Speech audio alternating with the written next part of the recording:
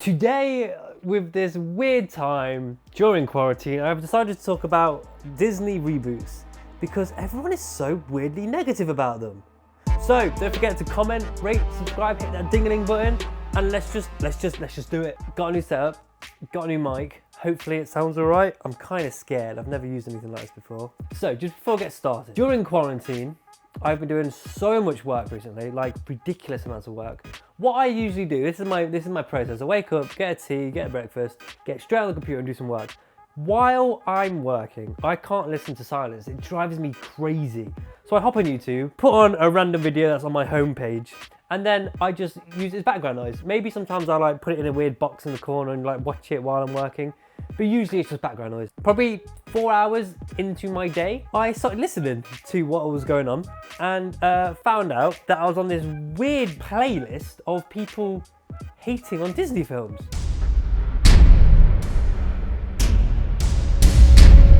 And I was like, okay, I'm gonna watch a few to see what everyone's talking about because this is really odd to me. Watched like 6-7 videos and they were being so weirdly negative. I feel like people were paying them to say horrible things about these Disney films and I don't get it. So I started watching and I just realized that everyone hates reboots and Disney in general and basically reboots. Everyone hates reboots. So I'm here to put my word in and to say I fucking adore these new Disney remakes. I love them. I think they are brilliant. So let's start from the beginning, I guess. In 1937, the first ever Disney film came out. Snow White and the Seven Dwarfs. Obviously captured the hearts, the imaginations of millions of people around the world. That grew into the company Disney. Their brand, hundreds of Disney films, including animation, 3D renderings. They joined with Pixar to create incredible films. They made Disneyland. Disney have taken over the world. They are literally like every sort of media out there, Disney pretty much is a part of. The new generation of live action is now here in 2000 and I think it started in 2015. Pretty sure the first one was Cinderella. 2015. Legend. Happened in, I'm pretty sure that was the first live action Disney film. That's the live action Disney film I remember anyway. That got pretty slated because it was just a shot-to-shot remake of Cinderella, which I don't see why that's a bad thing. So people are saying a lot about these Disney remakes. The main thing I hear is that the reason they're doing it is to, one, make money. I mean, they wouldn't be doing it if they weren't making money. That's how businesses work. That's how a business works. If that's how they make money, that's how they make money.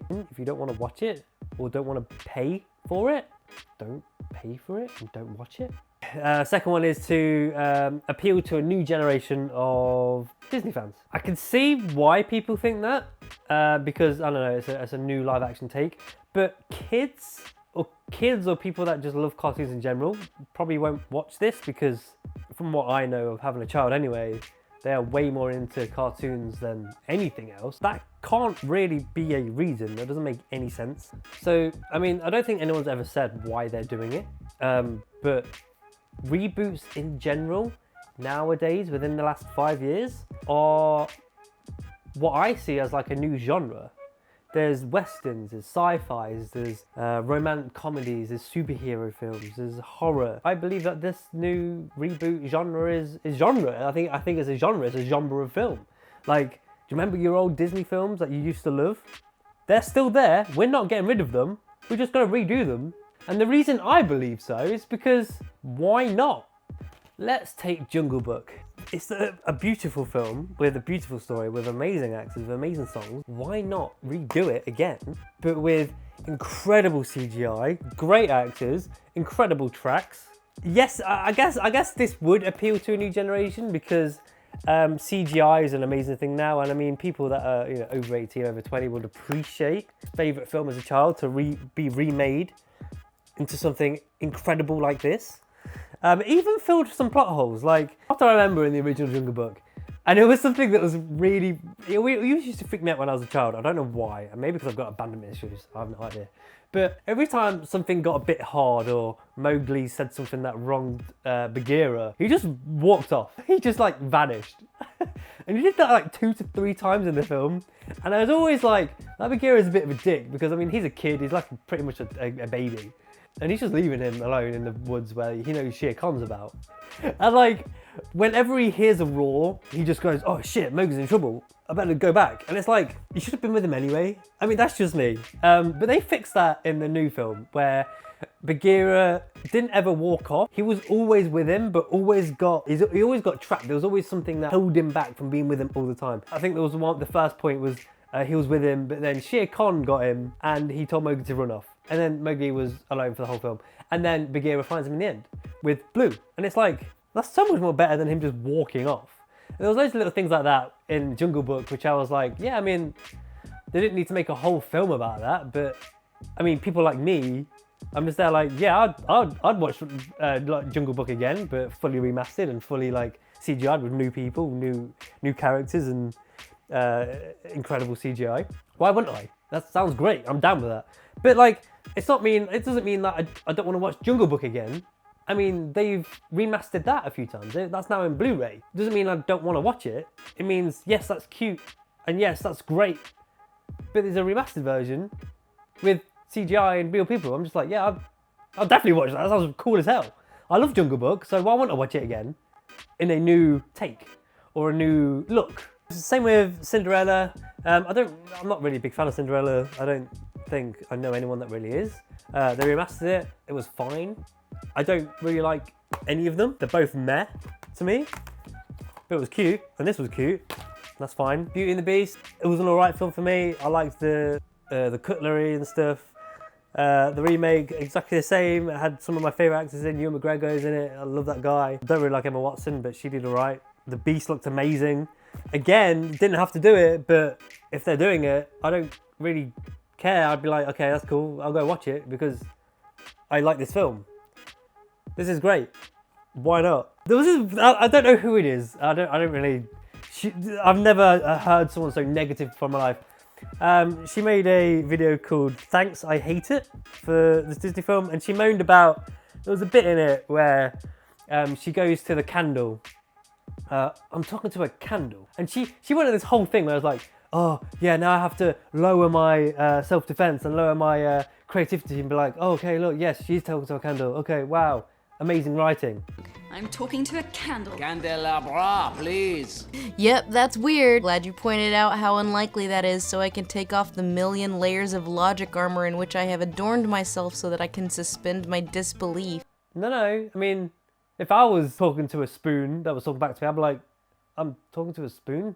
I'd be like reciting that in my head. Why is that so much of an issue? Like, why bring up that point? It makes no sense. Music's sick. Obviously, the voice actors aren't as good as the original. You can't replace Lumiere's voice actor. It's just super hard to because he was just so iconic. It's kind of like replacing the voice actor in Little Mermaid, Sebastian. His voice is just ingrained into you, and it's just like it's gonna be hard to reassociate that. It's exactly like Timon from Lion King. Not a fan of the new voice actor. It's just because the old voice actor was so good. But it doesn't mean these new reboots are that bad. It just means you're just used to his old character. I just remember the woman being so negative about the film. Something about not having two homosexuals in it. I don't watch Disney films for people that are straight, gay, or anything else. I'm just watching it to enjoy the film.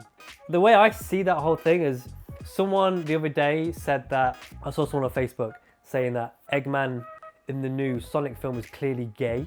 And I was just there like I mean, I didn't even think he was straight. That question never came up in my mind. I never even thought he had any sort of sexual orientation.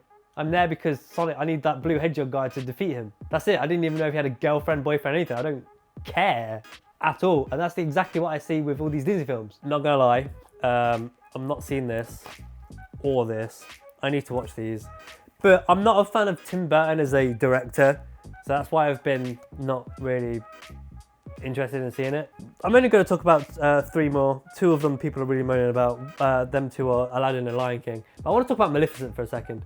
Now that, for me, isn't a reboot or a remake. That's a completely different thing. That's like a different take. That's a different film. Now, they could have just remade Sleeping Beauty, but Maleficent is really a one-dimensional character in there. She just wants to take over Sleeping Beauty and the castle and probably the world. In Maleficent, you get a whole different take on Maleficent as a person, but Sleeping Beauty is still in that world, the story of Sleeping Beauty, because in Maleficent 2, the story of Sleeping Beauty is a myth. Like, they talk about the actual animation of Sleeping Beauty and the story of her, go through that whole tale, and then we know the truth, but the people within the Maleficent world, or in that Disney world there, they've heard the tale of Sleeping Beauty, but we know the tale of Maleficent. That is amazing. Like, what the hell? I love Maleficent and Maleficent 2. They are great films. And I'm not going to say, like, they should do that direction for all of them. What an amazing tale that was. Like, so good. The main one I want to talk about is this absolute masterpiece. Yes, I said masterpiece. So Aladdin 1, great, love it. I just knew two things going forward. One is that no one could replace Robin Williams. Fine, no one has to. He's there, he's made his mark, and he's perfect. Number two, the music wouldn't be as cool. I'm gonna say no to that one, I was completely wrong.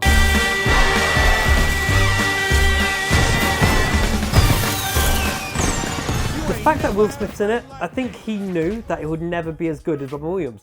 And that's fine, because he's playing a completely different character. He is playing a different genie for me. Like, now there's two genies. There's Robin Williams, who's quirky, funny, and absolutely incredible in what he does, and that's improv, to Will Smith, who's just absolutely fantastic actor, and a fantastic singer. He can move, he can dance, and he's just absolutely hilarious being himself.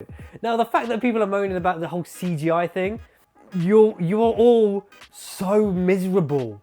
Just turn your brain off, watch the film, watch the vibrant colours, watch the incredible musical numbers, watch the story. And the fact that Will Smith turns into a human at the end instead of just being his genie form, that's what the original needed. Because, like, he's still a genie. He still looks like a genie. At this point, Will Smith is just a normal guy now. The emotional strung on that whole bit, Will Smith's just like on the verge of crying because he's finally set free, was the most amazing thing I've ever seen. Everyone in that film is amazing. I still to this day hold Aladdin as my second favourite film in 2019, bar Avengers Endgame. I fucking love that film. Aladdin for me is an absolute masterpiece. The musical numbers, how they film the musical, the set dressing, the location is so colourful. The only thing I'd change, and this is a huge thing I hate about Disney remakes, is the fact that they keep bringing musicians in, really popular musicians in. DJ Khaled, I don't know what you do, mate, and I don't know what you bring to the table, but what you've brought to the Aladdin table is a 2-second cameo, who I was like, I don't know who you are. You've just appeared as the main frame for a second, and I feel like you're someone important. Googled who it was, DJ Khaled. I don't know what you do or who you are. Well, I know who you are. You basically take really good tracks and put your name over it for some reason. And then they made You've Got a Friend Like Me track, and it just had DJ Khaled mastering himself a lot higher than Will Smith, and every time I heard his bit, I had to turn down the audio. Get out, why are you even there? Why are Disney doing this? And the thing about that happened with The Lion King as well, where it had Beyonce. Oh my God, I'll talk about this later actually, I hated that bit. I have a very bitter taste for this Lion King. This here is a beautiful film. Probably one of the best Disney films ever made. It's not my favourite Disney film, but it's definitely one of the best. So they came out with this. The thing that they kept banging on about was, well, this is going to be like a stamp in the remake section. This is going to be the most realistic looking, incredible film they've ever made. Yes, 1000%, this is beautiful, but they wanted to make this film a lot more realistic. Now, if someone was saying to me, yes, they're making this Disney film and it's going to be more realistic, I would be pulled in it, they're making a new Disney film, 1000%. But as soon as they say it's going to be more realistic, I push away a bit. I'm not here to watch Disney films for the realism. I'm here to escape my world, escape all the other films, and put myself into this magical, mystical, beautiful world that we will never get in our life. That's the reason I go see Disney film. I want to be awestruck. I want to join in with these musical numbers. I want to have fun. I want to laugh. I want to be entertained. I want to escape my dull, dark reality and enter their magical, mystical, incredible world. That's why I watch Disney films. I don't watch it for realism. This film, for me, is like a 6 out of 10. Beautiful, it's great. It's a retelling of Lion King. You can't go wrong with that. But they went a realistic approach. Now, the original Disney film had so much emotion. It was built upon family and emotion. The fact that they've made realistic lions, you lose the emotion. And I'm sure thousands of people have said that, so I'm not going to go in with it. That's all I need to say. They lose the emotion, you lose the impact of that world. And it feels like I'm just watching a documentary, which I'm not there for that. I want to see mystical and wonder, I want magic. By saying that, they included the musical numbers, which I think they're trying to get rid of musical numbers in Disney films, and what I've seen bar Aladdin. I am in love with their musical numbers. Please don't ever get rid of the musical numbers. That's the reason Disney is still my favourite brand ever. The musical numbers within the old Disney films is why your company is so big.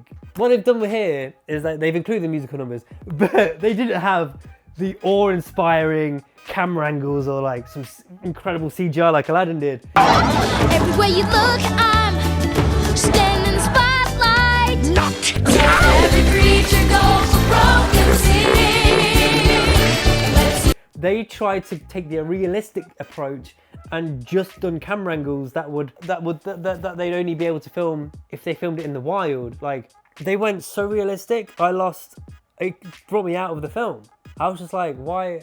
I just don't see why they do that. If they made the lions more cartoony, that's just more fun looking, this film would leave so much more of an impact. And there was a bit which I hate. I even tweeted Jon Favreau and I was like, John, you have fucked this film up, because when Simba runs to Pride Rock after his dad's in the clouds, they put a Beyonce song.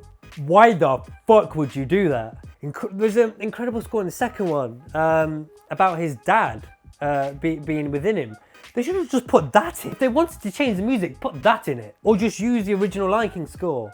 Why would you take me out and put Beyonce's Spirit in there? That ruined the whole film for me. Like, I remember being in the cinema, I was like, what, why is this? Again, they just keep bringing in artists to ruin the film for some reason. I don't get it. I recently watched Lady and the Tramp. Again, they tried to take a more realistic approach. It was pretty cute, it was fun. It wasn't the best thing in the world. The main Schnauzer dog became a woman and was wearing weird dresses for the whole film. That was a weird change. I don't know why they did that. The tramp at the end got hit by the car instead of the other dog. I see why they did it. It leaves a way more emotional twang for the lady and the tramp.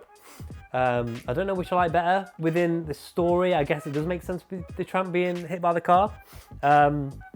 Again, it was an okay film. What I didn't get was a Siamese cat. Funny story, I watched Lady and the Tramp with my girlfriend, and I was like, why did they change the whole Siamese cat musical number? And she was like, it's racist. She was like, well, they're pretending they're Chinese people. And I was like, but they're cats. She was like, yeah. And she showed me this video where it's like, back in the day, obviously World War II happened, and they drew Chinese people as buck teeth, pointy hats, and they tried to replicate that in the cats. And then I kind of got it. I was like, okay, yeah, that is racist. And then with the backing track and all that such, but they took the whole song out. They're realistic cats now. So if you took the Chinese instruments out and just had that song play, it wouldn't have been racist. So why would you change the whole? I don't know. It's I don't really get the whole racism and sexist culture within these films. I'm very naive to this kind of stuff. I don't see things like that at all. Maybe I'm a bit too naive about it. The way I saw it is that if it was a Chinese person singing that song with the book eyes and the triangle head, yeah, it would have made sense. But again, for me, the cats, like, they could have just been ugly cats. That's just me as a person. I don't. And finally, I want to talk about Mulan. I am completely uninterested in watching that film, as you can tell by everything I agree with Disney films. Everything about Mulan is that what they're doing is everything I don't want to see. They're making it realistic. They're taking out the musical numbers and they're taking out the funny sidekick. If I wanted to watch the story of Ming, who is Mulan, I'd watch the films that are based on the Chinese warrior Ming. There's like 20 that I researched the other day. I've watched like 5 of them years ago because I was really interested in them. I've seen that. Do I want to watch a musical and a comedy and a story of wonder and magic about the story of Ming again? Because there's only one. that was released years ago, 20 years ago, 30 years ago. Yes, 100%. So the fact that you're bringing a realistic take of someone I've already seen, taking away everything that I loved about the film, everything I love about Disney, no, I don't want to watch it at all. I'm not interested. Probably won't actually watch it unless someone says it's actually really good and it's got some musical numbers in it and the sidekick. I don't care about it in the slightest. I watch Disney films for the magic, not the realism. We've talked about every Disney film remake, why I like them, why I don't like them. Quick questions before we finish, because I know there'll be a few questions about them. What's my favourite Disney film? My favourite Disney film is actually Moana. I love Moana more than anything. Everything about that film is just perfect. And Toy Story 3, which is technically a Disney Pixar. Still one of the greatest Disney films ever made. And Atlantis, I love Atlantis, which moves on to the next question. What would I like to be remade next? Atlantis. And probably Emperor's New Groove. They need to be remade. I would love to see them, especially Atlantis. Now that I'm down. If you want me to direct it, Bob Iger, let me know, because I'm in quarantine at the minute, so like I'm not doing much. Do I want them to keep rebooting old Disney films? Yes, 100%. Bring more Disney into my life. Yes, remake every single Disney film. That's fine. I'll be there for it, as long as they're fun and hilarious and actually good films with good casts. Bring me involved. I'm down. I am so down. All in all, I don't see why people hate Disney films so much. One of the biggest things I hear as well is that Disney are running out of ideas. No, they've never run out of ideas. Hollywood that are remaking films aren't running out of ideas. There is so many new films coming out. For starters, like Onward came out a few days ago. Then before that we had A Wrinkle of Time, and then we had Moana, then we had Tangled, then we had Frozen. Like they're all original films. Yes, they're based off fairy tales and all that bullshit. They're still original. Like, yes, they make sequels, but we asked for the sequels. We asked for Frozen 2. I'm not gonna not go see Frozen 2 because Frozen was a great film. Frozen 2 is a great film. No one's running out of ideas, and no one's going to run out of ideas. There's stories in everything. Anyone can make a story, and there's stories in everything. Like even a few days ago when someone said to me on Facebook, Hollywood are running out of ideas because there's been like 10 superhero films last year. And it's like, there were like 30 horror films last year as well. You're trying to tell me they're running out of ideas? Do I want to see a superhero film every month? Yes. Why wouldn't I? I've got nothing else to do. I might as well just watch a film. If there was a superhero film every week, I'd be like, okay, that's fine. I probably won't watch them every week, but I'll watch them when I can. No one's running out of ideas. No one's pushing the boat out too much. Everyone's just got to stop moaning. If you don't want to watch something, just don't watch it. It's the most annoying thing that's happening recently, and it's really starting to piss me off. That's all. I just want to put my word into it. Anyway, really appreciate watching the little quarantine chat I'm up to. I hope this mic sounded okay. I won't know until I edit it. Thank you for watching. Comment, subscribe if you haven't. And I'm starting to stream every now and again. If you want to watch me stream, I'm going to do a Pokemon series soon. If you want to hop onto my stream, it's Just Another Streamer. You bastard. Is it shiny? Nope, not even a bit. It's fine. I'll put it down in the description. Go and follow me because I'm going to do a YouTube video soon where I'll be playing Pokemon, where I want to see if Ash could beat these various generations. It'd be cool if you could join me. It'd be cool to chat and answer questions and like play the game with other people. Thank you very much. If you have any questions, put them down below. If you have any opinions, put them down below. If you're going to be negative towards it, put it on someone else's chat. There's so many other videos of them being negative. Slap it on there. I don't want to hear it. But yeah, thank you very much for watching. Comment, subscribe, and I'll see you next time.